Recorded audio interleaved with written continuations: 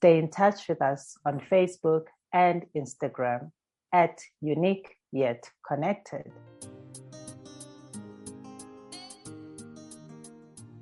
You are now listening to episode 60 of Unique Yet Connected podcast.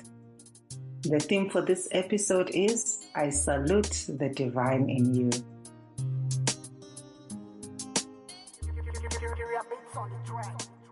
It can definitely cause a lot of tension in your relationship when your understanding of the word my family is different from your partner's. Hello, brilliant souls in and around the world. Nolitha Kinga is my name, Dolokas is my clan name, and this is episode 60. A warm welcome to Unique Yet Connected podcast, and as always, Kinga and Nika on the other side of the virtual. Over to you, Kings. Thank you, Noli. Hello, Nick. Hello, dear listeners and co-editors. I am Kinga Svilaji.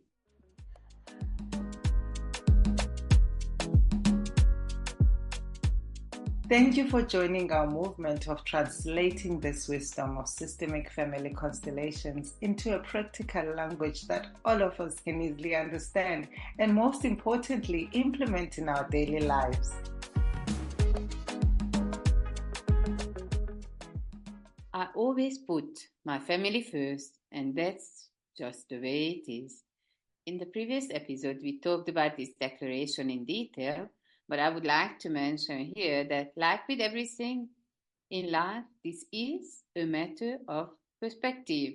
The question is, which family are we talking about here?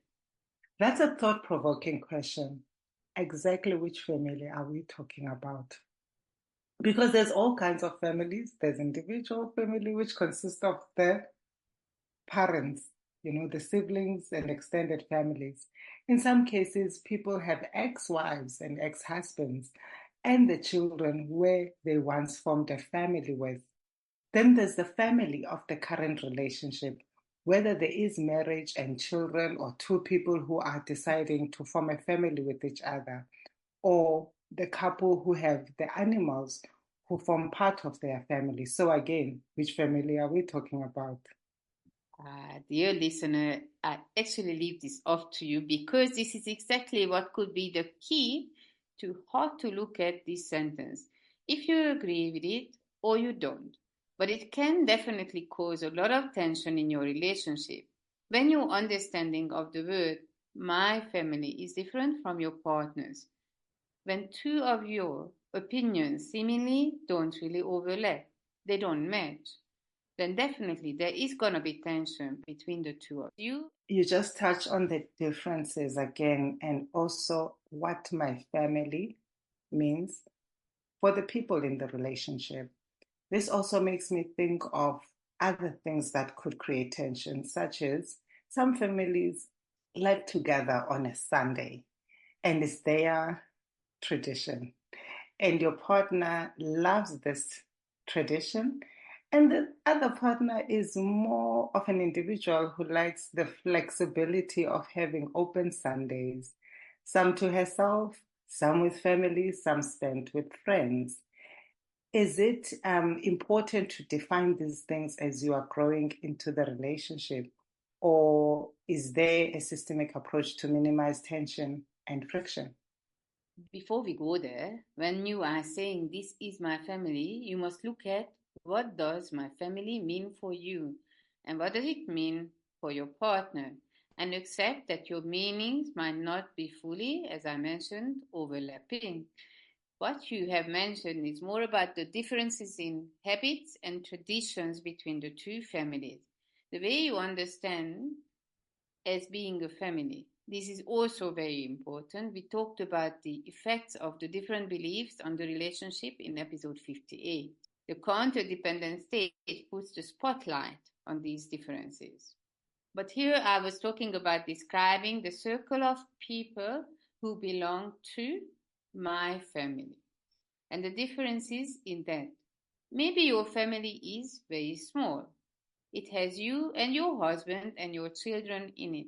Or maybe your husband's idea of my family is it includes his family, his first marriage, his children from his first marriage, you and your children. These two ideas overlap, but only a little bit. Actually, what you normally really fight about is which my family gets the priority. That is really the main thing. And how does one deal with that? How can one work with the priority issue? Let's have a look at this from the systemic point of view. When two family systems meet and merge into one system by the bond between you and your partner, this new system remains connected to the two family systems where you were coming from. The orders of love follows the law that there is a priority according to the time of arrival into the system, which means that who came before you, you honor. When you start a new family, you also start a new system, and the new system has priority over the old system. It seems to be hard to work out how to do both of these things at the same time, to honor the system of your and your partner's origin and to give priority to the new system you created together. This is where the debate between your family and my family starts. How much connection should you have? With what frequency? What is the right behavior in certain situations? And most importantly, who are we loyal to? You've touched on very important aspects there. But first, let's start with what do you mean by honoring the system of your and your partner's origin? Okay, so let's look at a common situation. Many jokes were made about the mother-in-law and daughter-in-law relationship. Also, there are many real-life situations that these jokes are based on. And it's often difficult not to fear that your mother-in-law meddles with your office and doesn't respect the new system that you have created with your husband. How can you honor your mother-in-law when you feel that she is the person who is not respecting what is supposed to be a priority, which is your marriage with your husband? You might think that I asked the impossible from you when I said that the system asks you to honor your mother-in-law. How could you honor someone who is making your life difficult? You might ask, how can I do that? But I say that it is possible for you to honor this woman, the mother of your husband. What you can honor in her is that because of her, your husband exists. Because of her, your marriage exists. If it wouldn't be for her giving birth to your husband, there would be no husband of yours. There would be no marriage of yours. And if you have children, there will be no children of yours. Oh, yes, the mother-in-law and the daughter-in-law relationship. I'm sure many mother-in-laws who are listening to this would really like this one. And I like what you are saying about honoring her for the fact that your husband came through her. Without her, there will be no husband to marry, therefore no marriage. And if there are children, there will be no children. That sounds like a big honor to me. My question would be then, what would be a typical thing to say or do for the mother-in-law? I'm assuming you're asking for practical advice.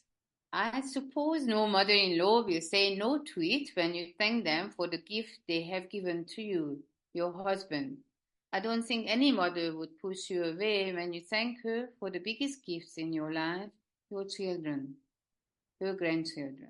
They are gifts from her because your children came through you, but also through your husband, and your husband came through your mother-in-law. And here I wanted to mention another thing.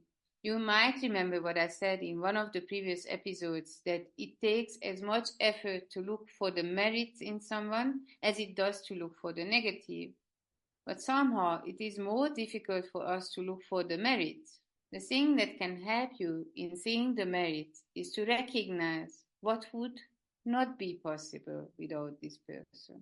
What would be lost from your life if this person would have never been? What is that would also never be? You are still listening to episode 60. The theme for this episode is I Salute the Divine in You. Remember, when you comment, ask questions, like, and share our content and links, you help us grow together. and change lives together. Like us on Facebook and on Instagram.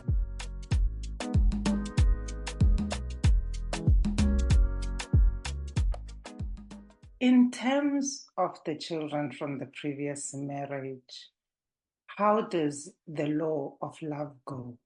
How does the honoring work with that?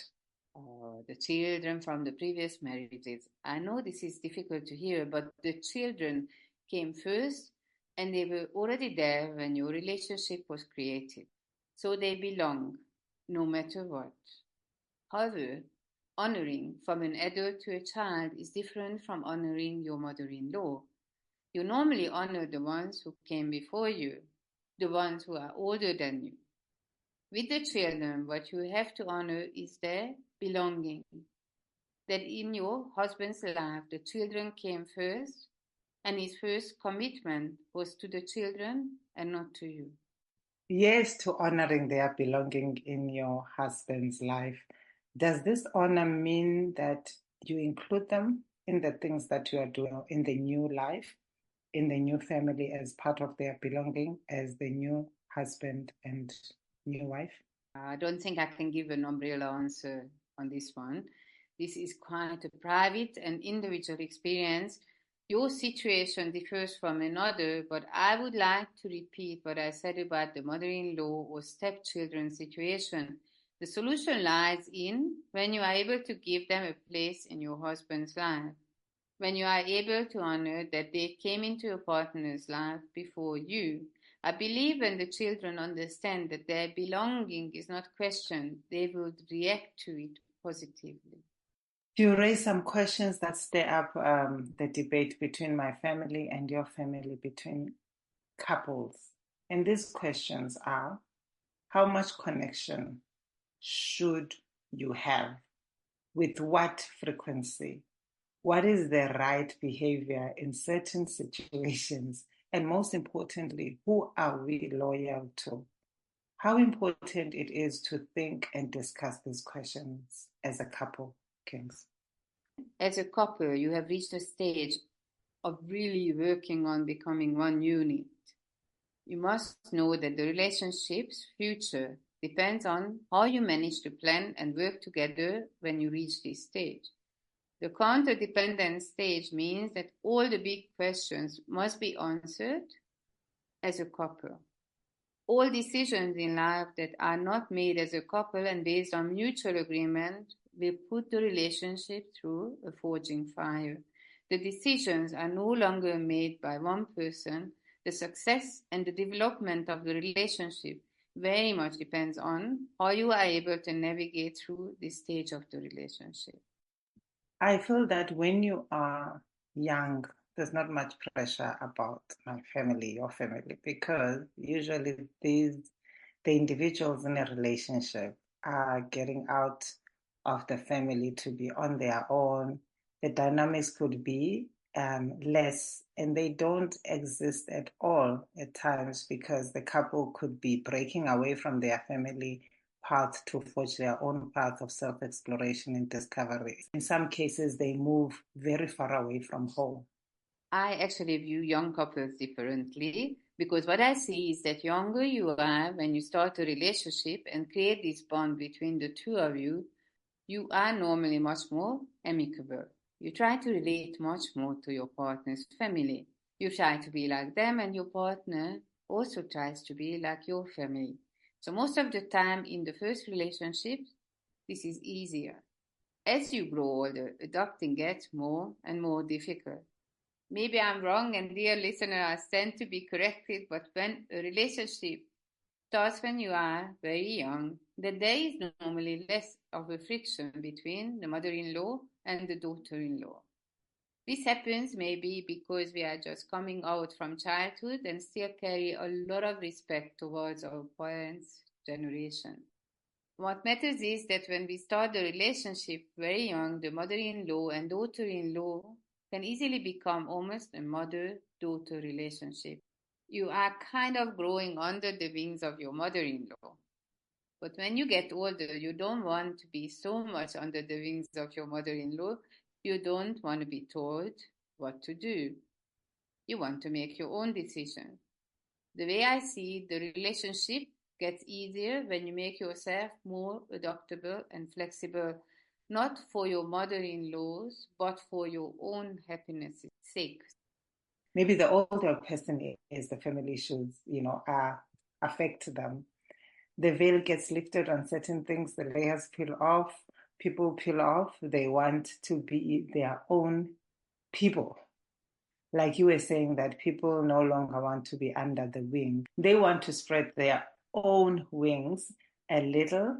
And you know what? I can relate with what you are saying. I think also, dear listener, there are different situations and different experiences. So here we are just only trying to talk about the differences, with how people can see things and experience life. When you go through a crisis, and in every development stage, there is a certain crisis to go through. When you go through this crisis, you come out of it stronger and with a stronger ego. So it is possible to achieve that as you get older, you are able to recreate the amicable relationship between you and your mother-in-law just by respecting the other person as a different person. Instead of looking for the differences and using them to separate you, you can start to respect the differences and say, okay, this is what makes you, you, and this is what makes me, me. We don't have to fight. You are not accepting her opinion out of weakness, but out of strength. The honoring of your mother-in-law as a woman who gave life to your husband helps to achieve this. It feels like we can have a whole episode on mother-in-law and daughter-in-law. But I like what you're saying, that you're not accepting her opinion out of weakness, but out of strength. I feel it does take accepting yourself and your uniqueness first in order to accept the other person's differences. To finish this episode, I would like to quote something from the book about the perfect square of life. Look at your mother-in-law or anyone you have a problem with and say inside you, I salute the divine in you. Do you know what namaste means? It means that I bow down to the divine in you. And I would go further. I bow down to the divine in you and in me, and through the divine in us, we are connected. Thank you for that, Kings. I salute the divine in you and me too, and we are connected. And I think when we remember that we are connected, things get to work out much easier. This is indeed the best place to end this episode. If this episode has touched you in any way, dear listener, please do share it with the next person.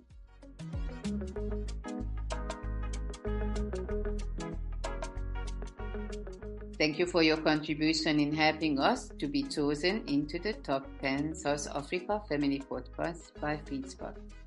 Join our monthly virtual connection circle every first Tuesday evening of the month. To receive your link, subscribe on our website www.uniqueyetconnected.com or check for updates on our socials at uniqueyetconnected.